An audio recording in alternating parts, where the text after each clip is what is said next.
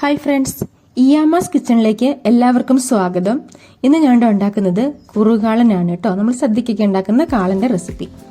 പലരും പല രീതിയിലാണ് കാളൻ ഉണ്ടാക്കുന്നത് അല്ലേ. ചിലര് കഷ്ണങ്ങൾ ചേർക്കാതെ ഉണ്ടാക്കും, ചിലര് തേങ്ങ അരച്ച് ചേർക്കാതെ ഉണ്ടാക്കും. ഞാനിവിടെ ഉണ്ടാക്കുന്ന രീതിയിൽ എന്റേതായ രീതിയിൽ ഒന്ന് കാണിച്ചു തരാം. ഇവിടെ ഞാൻ 2 ഏത്തക്കായ തൊലിയൊക്കെ കളഞ്ഞിട്ട് നടുവേ ഒന്ന് കീറിയതിനു ശേഷം വീണ്ടും ചെറിയ കഷ്ണങ്ങളാക്കി മുറിച്ചെടുത്തിട്ടുണ്ട്. അതുപോലെ തന്നെ ഒരു ചെറിയ കഷ്ണം ചേന എടുത്തിട്ട് അതും ചെറിയ സ്ക്വയർ ചതുരത്തിലുള്ള കഷ്ണങ്ങളാക്കി അരിഞ്ഞെടുത്തിട്ടുണ്ട്. ഇത് ഞാൻ കുക്കറിലാണ് വേവിക്കുന്നത്, അതിലേക്ക് ഇട്ട് കൊടുക്കുന്നുണ്ട്. അതിനുശേഷം ഇതിലേക്ക് ഞാൻ ഒരു 1/2 ടീസ്പൂൺ മഞ്ഞൾപ്പൊടി ചേർത്ത് കൊടുക്കുന്നുണ്ട്, ഒരു 1/2 ടേബിൾ സ്പൂൺ എരിവുള്ള മുളക് പൊടി ചേർത്ത് കൊടുക്കുന്നുണ്ട്, ഉപ്പ് ചേർത്ത് കൊടുക്കുന്നുണ്ട്. അതുപോലെ തന്നെ ഇത് വേകാനുള്ള വെള്ളം, ഒരു ശകലം വെള്ളം കൂടി നമുക്കൊന്ന് ചേർത്ത് കൊടുക്കാം. എന്നിട്ട് 2 വിസിൽ വരുന്നവരെ വെയിറ്റ് ചെയ്യാം കേട്ടോ. നമുക്ക് തേങ്ങ അരച്ച് ചേർക്കണം. ഞാൻ 1 ലിറ്റർ തൈരാണ് എടുത്തേക്കുന്നത്, അതുകൊണ്ട് തന്നെ ഞാൻ ഒരു തേങ്ങ മുഴുവനോട് ചിരണ്ടി എടുത്തിട്ടുണ്ട് കേട്ടോ. ഇനി നമുക്ക് അരപ്പ് തയ്യാറാക്കാൻ വേണ്ടിയിട്ട് അതിലേക്ക് ഞാൻ 1 ടീസ്പൂൺ സാദാ ജീരകം ചേർത്ത് കൊടുക്കുന്നുണ്ട്, 1/2 ടീസ്പൂൺ മഞ്ഞൾപ്പൊടി ചേർത്ത് കൊടുക്കുന്നുണ്ട്, ഒരു 3 പച്ചമുളക് നടുവേന്ന് മുറിച്ചിട്ട് ഇട്ട് കൊടുക്കുന്നുണ്ട്. ഇനി ഇത് അരയ്ക്കുന്നത് വെള്ളം ഉപയോഗിക്കാതെ നമ്മൾ എടുത്തു വെച്ചേക്കുന്ന തൈരില്ലേ, ആ തൈരിൽ നിന്ന് നമുക്ക് എന്തോരം വേണോ അരയ്ക്കാൻ ആവശ്യമുള്ളത് അത്രയും തൈരാണ് ഇതിലേക്ക് ഒഴിച്ചു കൊടുക്കുന്നത്. നമുക്ക് നല്ലൊരു പേസ്റ്റ് ആക്കിയിട്ടൊന്ന് അരച്ചെടുക്കാം കേട്ടോ. നല്ല ഫൈൻ പേസ്റ്റ് ആയിരിക്കണം.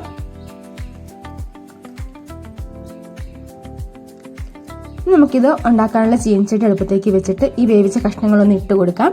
നമുക്ക് ഈ ചീനച്ചട്ടിയിൽ തന്നെ വേണമെങ്കിൽ കഷ്ണങ്ങൾ വേവിച്ചെടുക്കാം. ഞാൻ എളുപ്പത്തിന് വേണ്ടിയിട്ട് കുക്കറിൽ വേവിച്ചതേ ഉള്ളൂ കേട്ടോ. ഞാൻ ചെറുതായിട്ടൊന്ന് ഉടച്ചു കൊടുക്കുന്നുണ്ട്. അതിനുശേഷം നമ്മളിവിടെ അരച്ചു വെച്ചേക്കുന്ന അരപ്പില്ലേ, ആ അരപ്പൊന്ന് ചേർത്ത് കൊടുക്കുവാണ്. ഇനി അരപ്പിലേക്ക് ഒട്ടും വെള്ളം ചേർക്കരുത് കേട്ടോ.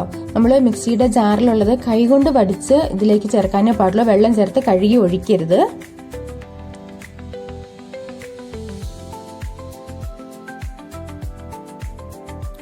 ഈ സമയത്ത് ഞാൻ ഇതിലേക്ക് കുരുമുളക് പൊടി ചേർത്ത് കൊടുക്കുന്നുണ്ട്. 1 ടീസ്പൂൺ കുരുമുളക് പൊടിയാണ് ചേർത്ത് കൊടുക്കുന്നത്. ഈ കുരുമുളക് പൊടി നമുക്ക് ആദ്യമേ ചേർത്ത് കൊടുക്കാം, കഷ്ണങ്ങൾ വേവിക്കുന്ന സമയത്ത് ചേർത്ത് കൊടുക്കാം, ചീനച്ചട്ടിയിലേക്ക് ഈ കഷ്ണങ്ങൾ ഇടുന്ന സമയത്തും ചേർത്ത് കൊടുക്കാം കേട്ടോ. ഇനി മുഴുവൻ കുരുമുളകാണെങ്കിൽ നമ്മൾ അരപ്പ് തയ്യാറാക്കുന്ന സമയത്ത് അതിലേക്ക് ശകലം ചേർത്ത് കൊടുത്താലും മതി. ഇനി ഇത് നന്നായിട്ടൊന്ന് തിളച്ച് ഈ പച്ചമുളകിന്റെയും ജീരകത്തിന്റെയും പച്ചച്ചവയൊക്കെ നന്നായിട്ടൊന്ന് മാറണം കേട്ടോ. ഇനി ബാക്കിയുണ്ടായിരുന്ന തൈര് ഞാൻ ആ മിക്സിയുടെ ജാറിലേക്ക് തന്നെ ഇട്ടിട്ട് ഒന്നങ്ങോട്ട് അടിച്ചിട്ട് ചേർക്കുന്നുണ്ട്. അതിന്റെ കട്ടയൊക്കെ ഒന്ന് ഉടയാൻ വേണ്ടിയിട്ടാണ്.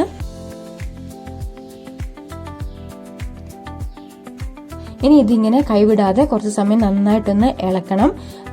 നന്നായിട്ടൊന്ന് തിളച്ച് ഒരുവിധം ഒന്ന് കുറുകി വരണം കേട്ടോ. നമ്മൾ തേങ്ങയൊക്കെ നന്നായി ചേർത്തുകൊണ്ട് പെട്ടെന്ന് തന്നെ കുറുകി വരും. ഇരുന്ന് കഴിയുമ്പോഴും പെട്ടെന്ന് തന്നെ കുറുകും കേട്ടോ.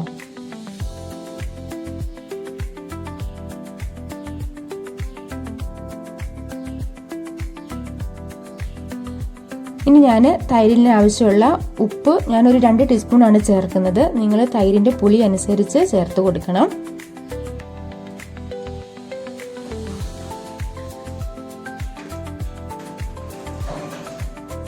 ഇതിങ്ങനെ ഇടയ്ക്കിടയ്ക്ക് ഇളക്കി കൊടുക്കണം. കൈ വിടാതെ ഇളക്കണമെന്നില്ല, പക്ഷെ പിരിഞ്ഞു പോവാതെ ശ്രദ്ധിക്കണം. നന്നായിട്ടൊന്ന് തിളച്ച് കുറുകി വരണം. അതിനുശേഷം നമുക്കൊന്ന് കടുക് പൊട്ടിക്കണം. അതിനു വേണ്ടിയിട്ട് ഞാനിവിടെ ഒരു പാത്രത്തിലേക്ക് ഒരു 3 ടേബിൾ സ്പൂൺ വെളിച്ചെണ്ണ ഒഴിച്ചു കൊടുക്കുന്നുണ്ട്. ചൂടായി വരുമ്പോൾ അതിലേക്ക് 1 ടീസ്പൂൺ കടുകും ഒരു 1/2 ടീസ്പൂൺ ഉലുവായും കൂടിയാണ് ചേർത്ത് കൊടുക്കുന്നത്. ഇത് പൊട്ടി വരുമ്പോൾ ഒരു 3 വറ്റൽമുളക് നടുവേ മുറിച്ചതൊന്ന് ചേർത്ത് കൊടുക്കുന്നുണ്ട്. ഈ വറ്റൽമുളക് ഒന്ന് മൂത്ത് വരുമ്പോൾ നമുക്കിതിലേക്ക് ഒരു 2 തണ്ട് കറിവേപ്പില ചേർത്ത് കൊടുക്കാം.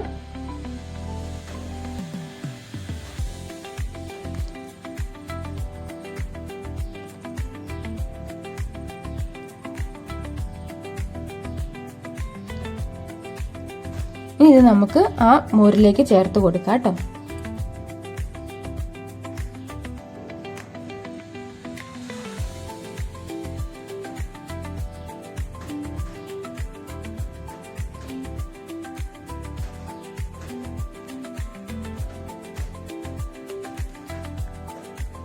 എല്ലാം ഒന്ന് മിക്സ് ചെയ്തിട്ടെടുക്കാം. ഇതിനി ഇവിടെ ഇങ്ങനെ ഇരുന്നിട്ട് നാളെ രാവിലെ ആകുമ്പോഴത്തേനും നന്നായിട്ട് കുറുകിയിട്ടുണ്ടാവും. നമുക്കിങ്ങനെ സ്പൂണ് കൊണ്ട് കോരി എടുക്കാൻ പറ്റുന്ന രീതിയിൽ നന്നായിട്ട് കുറുകിയിട്ടുണ്ടാവും കേട്ടോ. അപ്പോൾ ഇത്രയേ ഉള്ളൂ. എല്ലാവരും ഇതുപോലെ ഒന്ന് ഉണ്ടാക്കി നോക്കണം. ഉണ്ടാക്കി നോക്കിയിട്ട് അഭിപ്രായങ്ങൾ കമൻ്റായിട്ട് അറിയിക്കണം. ലൈക്ക് ചെയ്യണം, ഷെയർ ചെയ്യണം. എൻ്റെ ചാനലൊന്ന് സബ്സ്ക്രൈബ് ചെയ്ത് എന്നെ സപ്പോർട്ട് ചെയ്യണം കേട്ടോ. അപ്പോൾ ഇതുപോലെ മറ്റൊരു വീഡിയോ ആയിട്ട് വീണ്ടും കാണാം. Okay, bye bye.